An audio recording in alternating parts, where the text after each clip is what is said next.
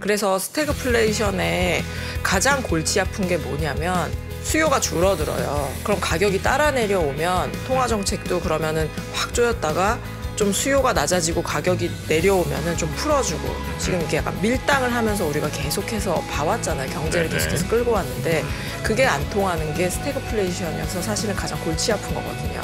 수요가 줄어드는데 가격이 떨어지지 않는. 왜냐하면 기업이 공급을 줄였으니까. 수요가 낮아지는 것보다 더 빠르게 기업들이 공급을 줄이고 있으니까. 그게 문제인 건데 그런 시그널들이 조금씩 나오고 있다는 거는 사실은 굉장히 부담스럽죠. 네, 굉장히 이제 부담스러운 상황이고. 자, 그러면요. 저희 오늘 목요일 순서입니다. KB증권의 김효진 연구위원님 모시고 또 우리가 놓치지 말아야 될 지표들, 흐름들 한번 살펴보죠. 어서 네. 오십시오. 어서 오세요. 네, 안녕하세요. KB증권 김효진입니다. 네, 반갑습니다. 김효진 의원도 저 10대, 20대 초반 때 저런 거 좀 해봤습니까? 제가 좀 게을러가지고요. 저희 때는 이제 서태지 오빠가 좀 인기 많으셨죠. 서태지 네. 오빠? 태지 오빠. 아, 그렇게 연식이 되셨어요? 제가 좀 이렇게 아이돌을 이렇게 좋아하지 않아가지고요. 네, 서태지. 듀스 뭐 이렇게 같이 좀 있지 않았을까 그렇게도 싶네요. 있었고 저 학교 다닐 때 저 친구들이 좋아했던 거는 이제 H.O.T.하고 잭스키스. 남자 친구들은 S.E.S. H.O.T. 네. 네. S.S. 핑크, 네. 네. S.S. 알아요? 유진? 최근 슈 문제 됐었죠. 네. 바다. 그 정도는 다 깨고 있죠, 우리가. 네. 슈 바다 유진. 핑클이 이제 효리 옥주현. 거기까지만 지인율이요. 합시다. 네. 네. 고맙습니다. 네. 자, 그러면 오늘 어떤 지표부터 좀 살펴볼까요? 오늘 근데 사실 좀 무거운 이야기, 긴 무거운 이야기. 얘기? 사실 앞에서 저희가 아이돌 여러분 이야기들도 했지만 조금 내용이 많거든요. 제가 좀 엑기스만 말씀드리도록 하겠습니다. 그래요. 스태그플레이션 이야기를 드리려고 해요. 무거운 얘기네. 무거운 이야기이기도 하고 피하기 좀 어려운 이야기인 것 같기도 해요.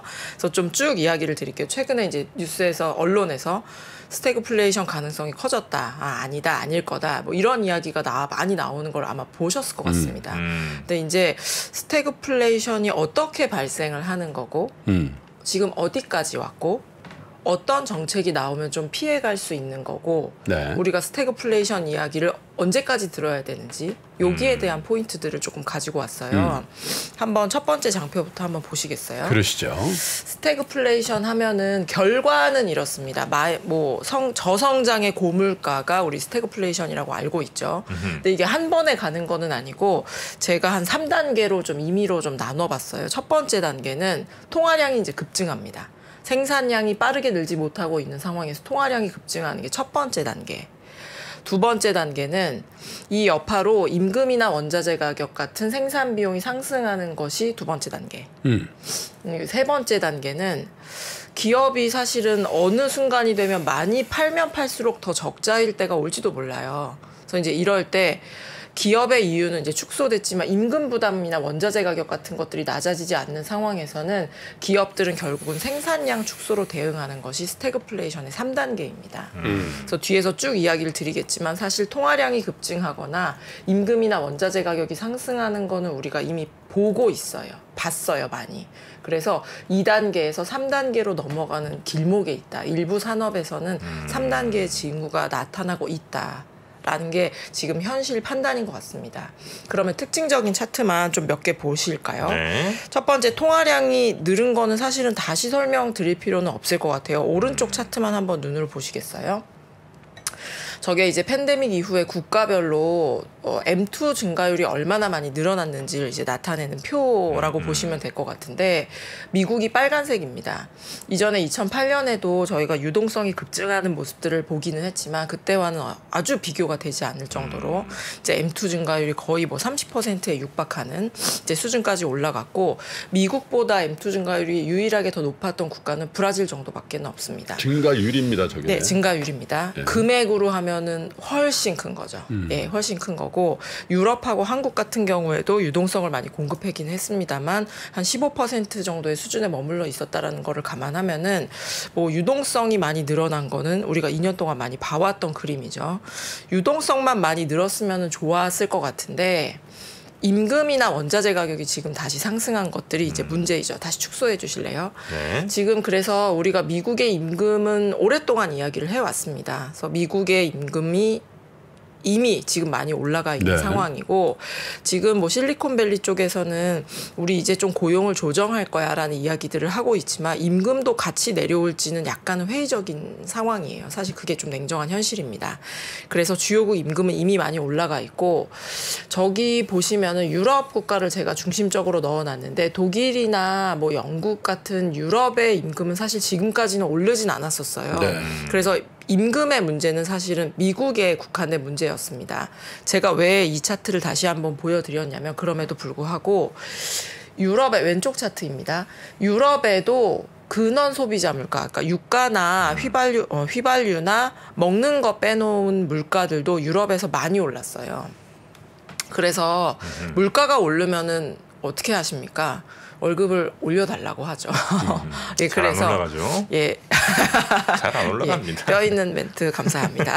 네, 그래서 이 지금 미국은 이미 임금이 올라가는데 물가가 올라가서 사람들이 임금 인상에 대한 요구를 더 할 만한 상황. 그리고 이제 유럽 같은 경우에도 경제가 안 좋은 건 알겠는데 우리도 이러면 너무 미치는 장사이니 임금을 올려달라라고 요구를 많이 할 수밖에 없는 상황이에요. 그래서 작년 정도까지만 하더라도 어우 미국 사람들 어떻게 저렇게 임금이 많이 올랐을 수가 있어? 라고 하고 넘어갈 수 있었는데 이미 뭐 독일의 물가도 전년비 한 7, 8%까지 올라간 상황이기 때문에 가만히 있을 수는 없는 상황이죠. 그렇죠.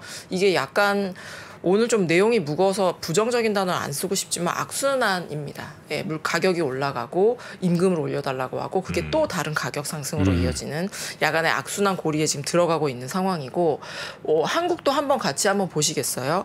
차트를 그려놓고 좀 많이 올랐네라는 생각들이 들었는데 근데 오른쪽 하이에크의 귀환은 무슨 말이에요? 그 뒤에 설명드려도 괜찮을까요? 아 그럴까요? 네. 아, 계속 이제 제목이 나와갖고 아, 그래요? 사람들이 궁금해하셔서 왜 하이에크는 슬슬 이제 그걸 알게 되실 거예요. 듣다 보면. 네, 조금만 네. 기다려 보세요.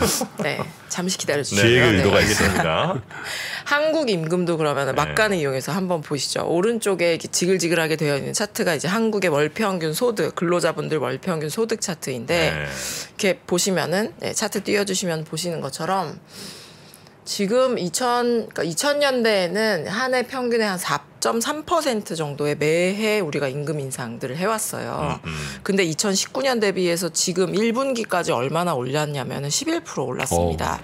대충 산수로 해도 2020, 21 해서 한 5%씩 예전에 비해서 더 빠르게 상승했다라는 걸 보실 수 있겠고 저게 통계가 바뀌어서 선이 두 개인데 주황색 선을 보시면 돼요.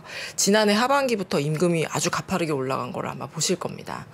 저희 뭐 대기업들에서 인센티브 상여를 좀 지급한 것들이 영향을 아마 미쳤겠고요.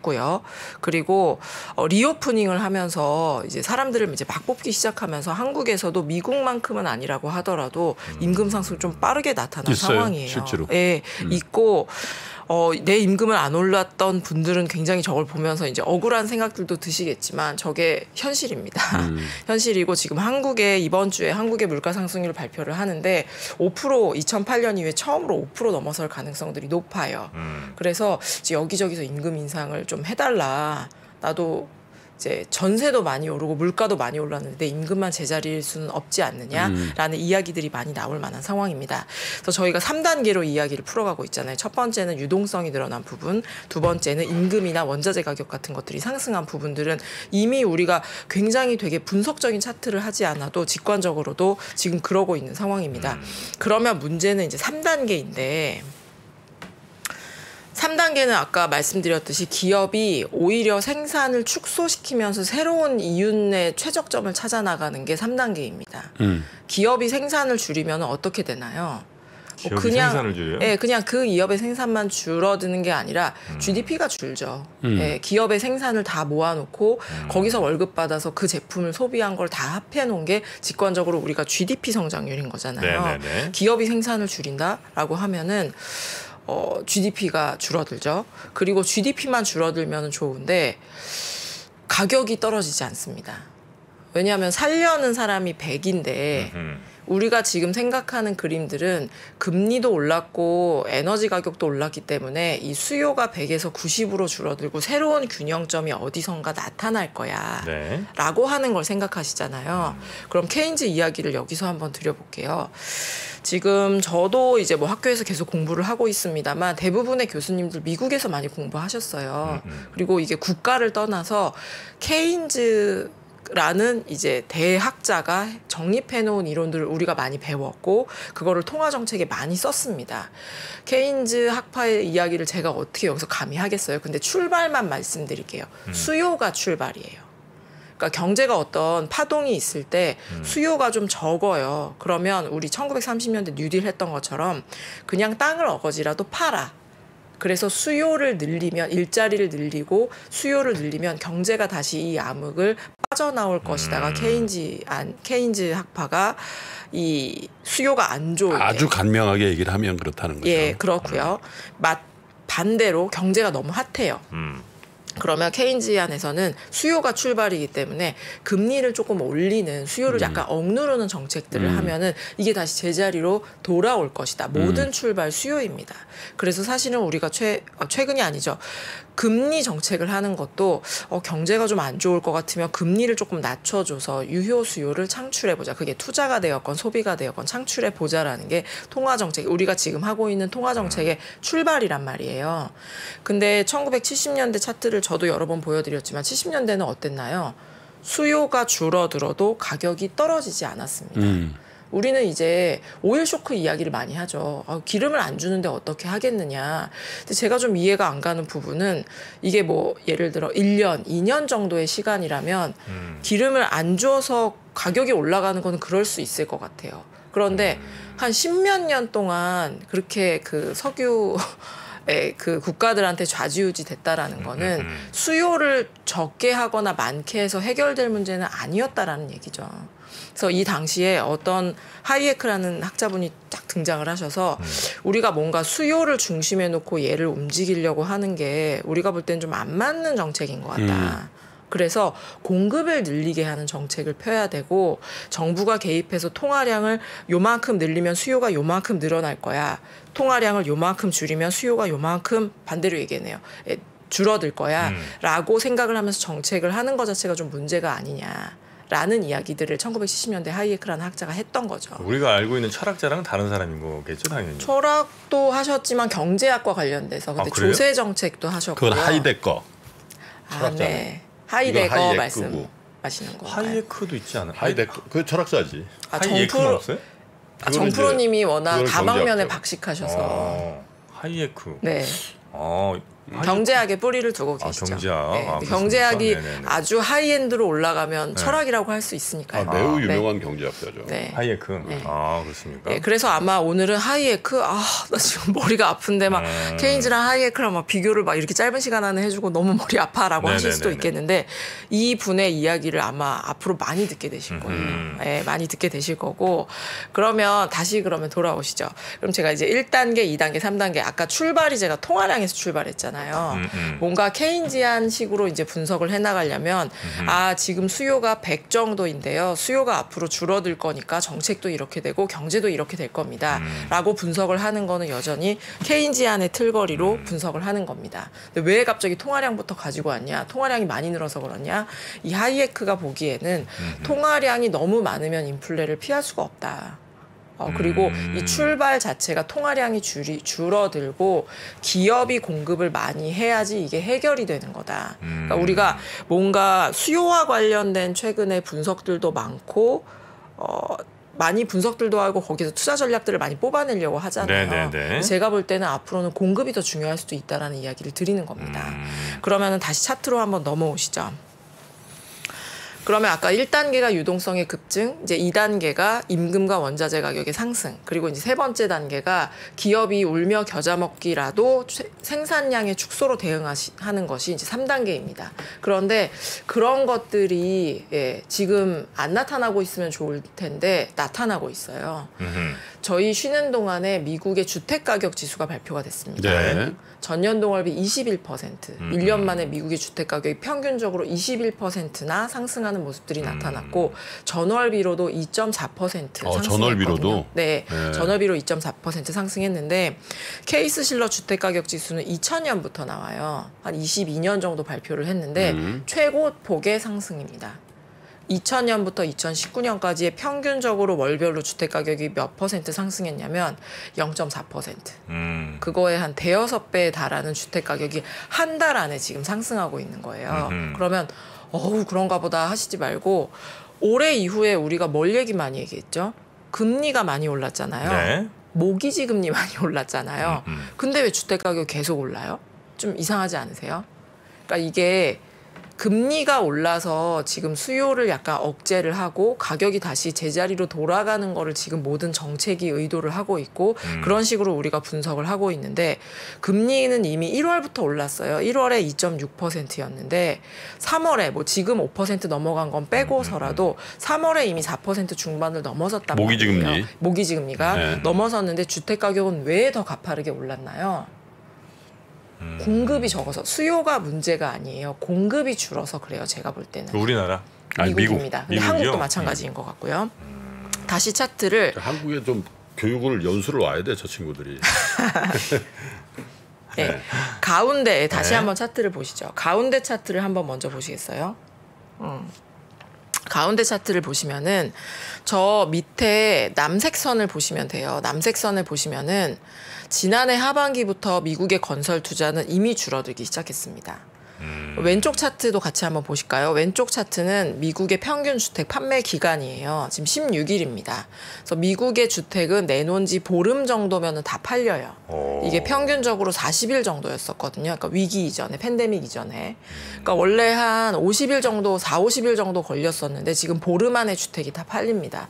수요를, 뭐 금리가 만약에 모기지 금리가 10% 20%가 되면은 저게 다시 올라갈 수도 있겠죠. 그런데 지금 미국의 주택 시장은 어떠냐면 이게 뭔가 금리가 올라가서 살려는 사람이 줄어드는 게 문제가 아니라 오히려 살려는 사람은 많은데 공급이 줄어든 게 문제입니다. 그러면 건설업체들은 저렇게 살려는 사람이 대기를 하고 있고 주택 가격이 한 달에도 막 2, 3%씩 오르는 주택 시장에서 왜 공급을 하지 않았을까요? 우리가 집을 질 때 네. 자재가 되게 많이 들죠. 자재값이 땅값도 너무 있지만 올랐군요. 잔재값도 있지만 인건비도 있고요. 아, 인건비도 많이. 저희가 뭐 고용 유발 계수 이런 것들도 있는데 사람이 가장 많이 드는 산업이 서비스업을 제외하고 이 뭔가 실물을 짓는 거에서는 건설업 건설업이 같은 거. 단연입니다. 사람도 많이 들고 자재도 많이 든단 말이에요. 그렇죠. 그래서 어떻게 됐느냐? 건설을 짓고 싶죠. 지어서 비싼 값에 팔고 싶은데 못 짓고 있는 거예요. 네, 그래서 이제 제가 볼 때는 신규 착공인 더디다. 예, 더디죠. 짓고 싶죠. 굴뚝 같습니다. 굴뚝 같습니다만 이게 금리가 올라서 수요가 줄어들 것 같고 뭐 이런 계산들도 있겠지만 이미 금리가 오르지 않았던 지난해 하반기부터 미국의 주택의 보급은 제대로 이루어지지 않았어요. 그리고 한국에서도 이런 현상들이 나타나고 있습니다. 네. 저희 되게 유명한 곳에 재개발도 지금 더디게 이제 중단 이제 되고 있는 둔촌. 예 말씀하셔도 돼요. 예 중단되고 있는 컨텐츠도 상황 했어요. 예 중단되고 있는 상황이고 그 일부 한 그 재개발 재건축의 사례가 아니라 지금 여기저기서 우리 이렇게 하면은 공사 못해요라는 이야기들이 많이 나오고 있는 상황입니다. 아직까지는 이렇게 저희가 섹터별로 쭉 보면은 사람이 많이 들고 자재가 많이 드는 자재값에 따라서 공사비가 출렁출렁할 수 있는 건설이 커요. 건설에 국한되어 있습니다. 국한되어 있는데 앞으로 이렇게 뭔가 우리 생산 축소로 대응을 해야 될 것 같습니다라는 이야기들이 기업에서 많이 들려온다라고 하면은 그거는 그냥 매출이 주나 보다 이익이 좋지 저는 않겠다. 살짝 의문보가 있는 게 미국은 이제 분상제 같은 게 없거든요. 그냥 자기가 그냥 그 신규 주택 해가지고 나 이만큼에 팔겠다라고 해가지고 호응이 있으면 그냥 신문 광고 내고 파는 거거든요. 네. 우리처럼 뭐 청약이 있고 그런 게 아니니까. 그래서 원자재 가격 상승 정도면 저 정도 1년에 20%가 오르는 집값이 충분히 커버할 거 아닌가. 그래서 신규 착공 건수가 신규 착공이라는 게 글쎄 저 인플레이션 때문에 구조적으로 신규 착공이 줄어들까 이런 생각은 있거든요. 제도적으로 막아놓으면 우리는 어쩔 수가 없죠. 제가 분양가를 상승시킬 수 없으니까. 제가 볼 때 이제 두 개인 것 같아요. 물건을 비싼 값에라도 구할 수 있었으면 얹어서 팔면 되니까. 우리가 100만 원 들여서 집 짓던 거를 130만 원에 지었으니 150만 원은 받아야 되겠다라고 했을 텐데 물건을 여전히 못 구하는 쪽들이 제가 볼 때는 있는 것 같아요. 그래서 이게 어떻게 보면 약간 악순환이랄까요. 그럴 수는 있겠죠. 예. 그래서 그 두 개가 다 합해진 것이 지금 그 건설하시는 분들 입장에서 그걸 또 봐야 됩니다. 건설 기간이 걸릴 거 아닙니까? 예를 들면 뭐 3개월이든 6개월이든 1년이든 걸릴 거 아니에요? 그 짓는 동안에 혹시 매수세가 줄어들면 어떡하나 이 불안감이 있는 거죠. 그래서 마음대로 못 짓는 그런 측면이 있다는 그렇죠. 거. 우리는 사전 분양인데 저기는 이제 거의 지어가지고 자기들이 하니까. 리스크를 져야 되니까 이렇게 비싸게 원자재 주고 샀는데 나중에 집값이 조금이라도 떨어지고 그러면 난 손해 보면 어떡하지? 이 불안감이 이런 주택 착공을 막았다는 그런 분석을 정프로는 또 한번 해봅니다. 정확한 분석이신 것 같고요. 그러면은 왜요? 전 진심을 다해서 얘기했는데. 네, 고맙습니다. 그러면 저희가 결과는 같은 것 같아요.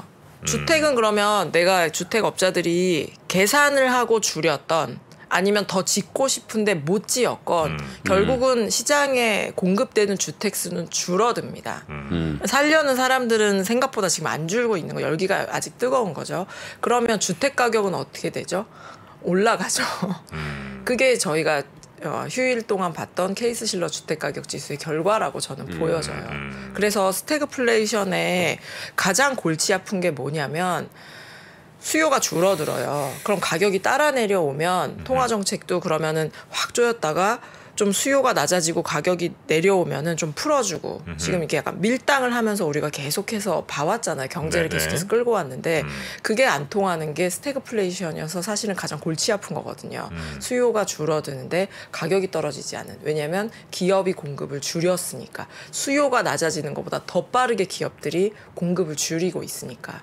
그게 문제인 건데 그런 시그널들이 조금씩 나오고 있다라는 거는 사실은 굉장히 부담스럽죠. 네, 굉장히 이제 부담스러운 상황이고 고용에서는 어떠냐? 아직까지는 대부분의 국가들의 고용 지표들은 개선되고 있어요. 이번 주 이제 미국 고용도 나오는데 뭐 아주 나쁘게 나올 것 같지는 않아요. 괜찮게 나올 것 같은데 문제는 이제 실리콘밸리를 중심으로 해서 우리 고용을 더 이상 이렇게 적극적으로 하지 않겠다. 그리고 여차하면 좀 줄일 수도 있다라는 계획을 사전적으로 막 발표를 하고 있습니다. 아직까지는 고용을 굉장히 많이 늘렸던 그 실리콘밸리를 위주로 해서 고용을 좀 조정하겠다라고 얘기를 하고 있는데 사실 제 생각보다도 좀 빠르긴 해요. 아니, 돈도 많이 벌었는데 벌써 고용을 저렇게 아무리 고용이 유연하다고는 미국의 고용 시장이 유연하다고는 하지만 벌써 줄이나? 그러면 기업들이 고용하고 생산 축소로 대응하는 게 이 스태그플레이션의 마지막 3단계 고리인 건데 네. 지금 고용으로는 테크에서 나오고 있는 거고 생산 쪽에서는 공급 쪽에서는 건설 쪽에서 이제 그런 게 나오고 있다. 그래서 요게 얼마나 확산되는지는 저희가 좀 계속해서 업데이트를 해서 말씀드리겠지만 스태그플레이션의 3단계 고리가 3단계, 2단계에서 3단계로 넘어가고 있다라는 이야기를 좀 드려야지 될 것 같습니다. 여기까지 되게 우울하고 되게 어렵게 빡빡하실 것 같은데 네. 그러면 피해갈 수 있는 방법도 저희가 같이 말씀을 드려야지 될 것 같아요. 아, 그렇습니까? 예, 피해갈 수 있는 방법이 없진 않죠. 모든 거에 100%는 없으니까. 개인들이 피해가는 거예요? 아니면 나라가? 전체 경제 흐름이 피해갈 수 있는 방법들이 있습니다. 네, 개인들이 피해갈 수 있는 거 제가 준비했으면 훨씬 좋았겠네요. 네. 그러면은 마지막에 70년대 자산 가격 차트로 저희 힌트도 좀 드리도록 할게요. 그러면 이제 다음 장표를 보시면은 제가 아까 하이에크 이야기를 머리 아플까 봐 굉장히 짧게 드렸는데 이제 1960년대, 70년대에 하이에크라는 학자가 나타나서 이렇게 두면은 물가로 계속 고생해. 이 네 가지를 해결을 해야지 우리가 그 그레이트 인플레이션에서 빠져나올 수 있어라는 이 처방을 해줬습니다. 첫 번째는 통화량의 축소. 통화량을 드라마틱하게 줄여라. 그러니까 첫 번째. 이제 두 번째는 법인세를 깎아줘서라도 기업이 공급을 늘리게 해라. 자꾸 수요 뭐 늘리고 줄이고 이제 그런 거 하지 말고 공급 쪽에 정책의 역량을 집중해라. 그리고 이제 세 번째는 그 당시에는 노조가 굉장히 셌으니까요. 노조 권한을 축소하고 기업들을 민영화해라. 라는 정책을 제안을 했습니다. 그래서 레이건 대통령하고 영국의 대처 수상이 저 노조 권한 축소와 민영화 4개를 결국은 다 했어요. 다 하면서 그 당시에 그레이트 인플레이션에서 점점 빠져나왔죠. 제가 볼 때 노조 권한의 축소나 민영화 같은 것들은 시도는 되겠지만 지금 메인이 되기는 어려운 것 같아요. 경제 구조가 많이 바뀌었잖아요. 지금 메인이 되기는 어렵고 제가 볼 때는 통화량 축소하고 기업의 공급 활성화에 정책에 사활을 걸 수밖에 없는 상황입니다. 그리고 기업이 공급을 늘리는 거, 병목 현상을 해소하는 것이 지금 어찌 보면 가장 근원적인 방법일 수도 있어요. 네. 그런데 어렵죠. 네. 지금 2년째 병목 현상 이야기를 저희가 계속해서 할 정도로 이게 맘먹은 대로 참 되지가 않습니다. 그리고 미국에 공장을 많이 지으려고 기업들도 하지만 그동안 아웃소싱을 주던 것들을 갑자기 막 다시 들여올 수는 없잖아요. 그래서 참 쉽지는 않아요. 그래서 저희 쉬는 동안에 바이든 대통령하고 파월 총재가 만났지만 뭔가 연준을 굉장히 압박할 수밖에 없는 상황인 것 같아요. 이제 그게 현실인 것 같고 그러면 연준이 어디까지 금리를 올려야 우리가 좀 물가를 잡았다고 이야기를 할 수 있는 거냐. 어느 정도를 우리가 기준점으로 삼아야 하는 거냐. 저는 기준금리도 중요하지만 결국은 연준 자산이 굉장히 메인 타겟이 되지 않을까라는 생각들을 합니다. 저희가 이제 QT도 시작을 하는데 저희 아까 맨 처음 차트가 뭐였죠? 통화량 차트였잖아요. 그리고 하이에크가 준 처방의 가장 첫 번째가 뭐였죠? 통화량 축소입니다. 네. 그래서 금리가 몇 프로까지 올라가는지도 중요하지만 이 아주 뚱뚱해져 있는 연준의 자산을 제자리로 돌아가는 시점이 굉장히 중요해요. 굉장히 중요하고 8페이지의 차트를 한번 보시죠. 왼쪽 차트를 보시면 될 것 같고 GDP 대비해서 연준 자산이 팬데믹 이전에 20% 정도였어요. 여기를 보시면 됩니다. 20%. 정도였었고 팬데믹이 터지고 나서 유동성을 급격하게 이제 주입을 하면서 36%예요. 많이 늘긴 많이 늘었어요. 36%까지 지금 연준 자산이 불어져 있는 상황이고요. 지금 1년에 1조 달러 내외, 그러니까 지금 연준이 발표한 정도의 속도로 QT를 계속해서 진행해 나간다라고 한다면 2025년 초가 되어야 다시 20% 수준으로 낮아집니다. 굉장히 멀게 느껴지시죠? 이 말을 뒤집어서 이야기를 하면은 2024년 말까지는 통화량이 여전히 경제의 체력 대비 많기 때문에 굉장히 작은 충격에도 물가 가격들이 올라갈 수 있는 상황이다. 라는 게 사실은 저의 오늘 가장 우울한 결론인 거예요. 다음 주에 미국의 소비자 물가도 나오고 저희는 이제 휘발유 가격을 보면서 그렇게 많이 안 낮아질 수도 있겠는데 걱정을 하면서 지금 미국의 소비자 물가를 기다리고 있는 상황인데 전쟁이 우리가 일어날지 몰랐죠. 그리고 어디서 또 기후변화와 관련된 예상치 못한 악재가 튀어나올 수도 있습니다. 그럼 예를 들어서 예전에는 유가가 10% 올랐어요. 그러면 이렇게 산수적으로 그러면 물가는 한 0.5% 정도 오를 것 같습니다. 이렇게 우리가 대충 통용해서 쓰는 비례식들이 있었을 거 아니에요. 그런데 통화량이 이렇게 많을 때는 만약에 유가가 10% 올랐어요. 10% 올랐어요. 그러면 물가는 예전에 0.5%가 아니라 1%라 2%까지도 영향을 줄 수 있다라는 이야기입니다. 그래서 하반기 물가 피크아웃에 대해서 기대도 많이 하고 우려도 많이 해요. 저는 하반기에 물가가 조금씩 미국을 필두로 해서 낮아질 거라고 생각합니다. 그리고 시장의 반응도 있을 거라고 생각을 해요. 그런데 이코노미스트 입장에서 물가가 피크아웃 했으니 물가가 점차 잡혀가고 있습니다라고 이야기를 할 수 있냐라고 하면 저는 사실은 얘기는 잘 못하겠어요. 왜냐하면 이 용암이 여전히 이 밑에서 부글부글 끓고 있는 상황들이기 때문에 2024년 너무 멀었는데 2024년 말까지는 물가 이슈에서 우리가 굉장히 자유로울 수 있냐라고 하면 냉정하게는 없다라는 이야기를 드립니다. 하나 더 포인트를 말씀드리자면은 우리가 인플레이션, 물가 상승이다라고 한다면 모든 물건의 가격이 오른다라고 생각을 하잖아요. 근데 여기서부터 투자자분들이 굉장히 주의 깊게 보셔야 될 것은 그 대학자들이 써놓으신 책들을 이렇게 쭉 보면은 인플레이션의 정수가 뭐냐라고 하면 물건들의 가격이 다르게 오르는 게 더 정수라는 이야기를 해요. 그러니까 어떤 거는 차별적으로 어떤 거는 100% 오르고 어떤 거는 제자리란 말이에요. 그럼 상대적인 가격은 엄청나게 하락한 거죠. 실제로 우리가 이런 일들이 있었어요. 9페이지의 왼쪽 차트를 한번 봐주시면은 1970년대 10년 동안에 이 노란색 선으로 쳐놓은 것은 전체 물가 상승률보다 더 높이 올라간 거. 저거를 그냥 가격이라고 보시면 안 됩니다. 보시면 안 돼요. 비싸지만 사람들이 짜증을 내면서라도 계속해서 소비를 줄일 수 없던 것들이 노란색입니다. 쭉 불러드릴까요? 끝에부터 돌봄, 숙박, 여가, 병원, 유류, 음식료, 중고차. 최소한으로 돌아다녀야 되는 것들, 아픈 거, 자는 거, 아기들 돌봄하는 거, 먹는 거.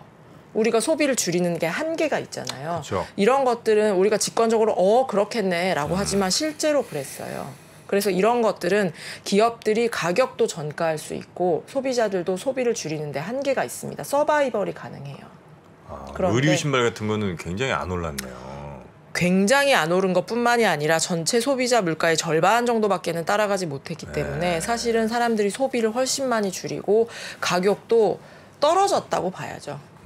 실질 가격 떨어졌다고 봐야 됩니다. 그렇죠. 그래서 신차 그리고 여가와 관련된 것들, 가전, 가구, 의류, 신발 같은 것들은 좋지 않았죠. 그래서 앞으로 저희가 종목을 선택하시거나 뭔가 우리가 뭐 가격 전가할 수 있는 기업을 골라야 된다라고 하지만 사실 지금까지는 그 기업의 역량을 얘기하는 거였을 수도 있었을 것 같아요.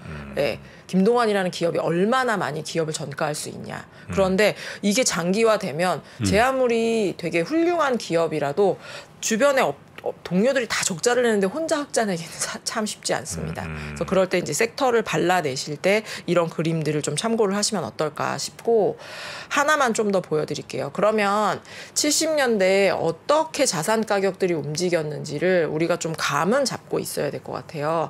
차트가 굉장히 많은데 위에가 미국의 소비자 물가, 밑에가 뭐 달러, 금리, 뭐 부동산 가격 뭐 이런 것들입니다. 미국 기준이고요. 결론만 말씀드릴게요. 물가가 좀처럼 잡히지 않고 스태그플레이션이 굉장히 짙어졌던 시기들에 달러는 약세였습니다. 금리는 경제가 안 좋아져도 낮아지지 못했어요. 계속 질질질질 끌어 올라갔습니다. 주택 가격은 저희 아까도 봤듯이 공급을 계속해서 줄여드렸기 때문에 주택 가격은 4배가 올랐습니다. 유가 같은 경우에는 쇼크가 있을 때마다 팍팍 올랐고요. 마지막이 주가예요. 79년도를 주가 고점으로 해서 거의 한 12, 13년 동안은 이전의 주가 고점에 다다르지 못하는 박스권 장세가 연출됐습니다.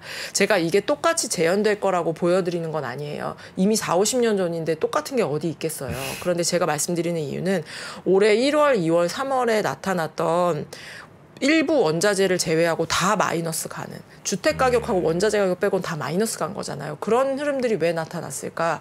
우리가 그때마다 여러 가지 이유를 들어서 설명을 했죠. 그런데 이 70년대 시기에 자산 가격의 움직임들이 나타날 거라는 걸 사람들이 조금씩 생각하기 시작한 거라고 저는 봅니다. 그래서 되게 오늘 사실은 얘기가 많았어요. 네.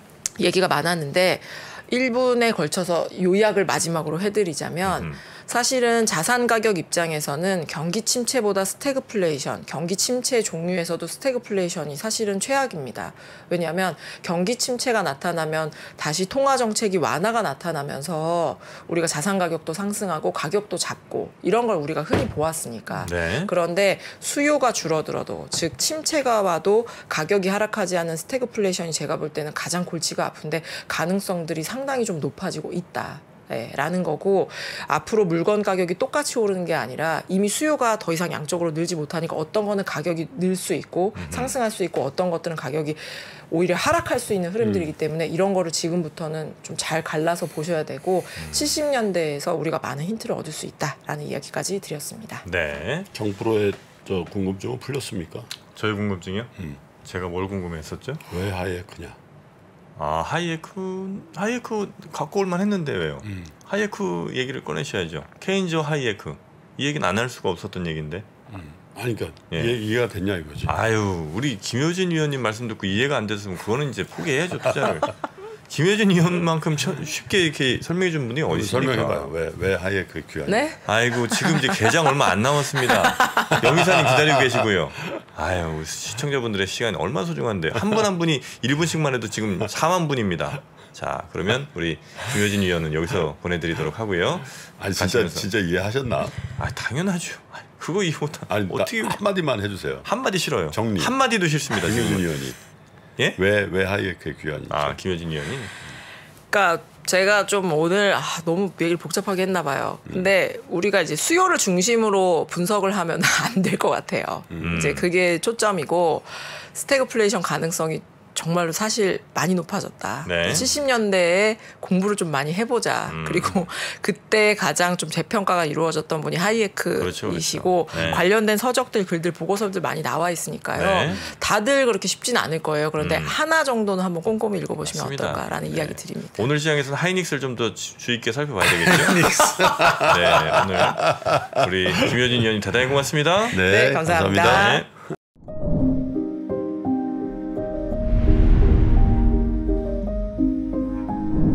게임에서 살인이 가능한데 성폭행은 안 되는 이유는 무엇입니까?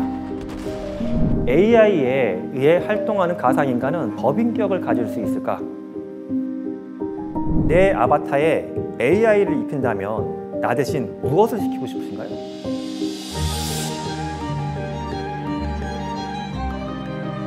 질문 자체를 만드는 걸 질문으로 드리고 싶었어요.